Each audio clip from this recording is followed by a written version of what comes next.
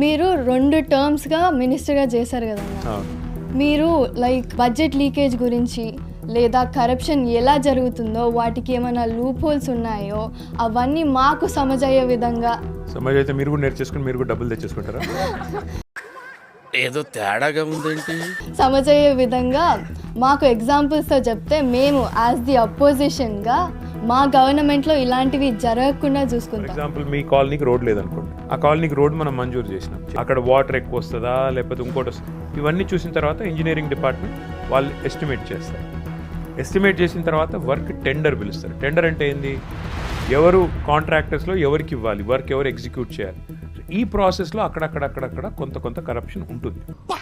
అక్షరం తప్పుపోకుండా ఎంత కరెక్ట్ గా చెప్పావరా, నేను నిజాయితీ తగలయ్యా. కానీ డిస్రప్షన్ అనేది పాలసీలో కూడా చేయొచ్చు. ఎట్లా అంటారా? ఫార్ములా ఈ రేస్ అవినీతిపై ఏసీబీ కేసులు పెట్టింది. A1 గా కేటీఆర్, A2 గా అరవింద్ కుమార్ ను చేర్చింది, A3 గా హెచ్ఎండిఏ చీఫ్ ఇంజనీర్ బిఎల్ఎన్ రెడ్డిని చేర్చింది. ప్రభుత్వ నిధులు దుర్వినియోగం చేసినట్టు ఏసీబీ తెలిపింది. 13(1)A, 13(2) సిపి యాక్ట్ తో పాటు 4 సెక్షన్లు నాన్ బెయిలబుల్ కేసు పెట్టింది. అంటే అది రామ్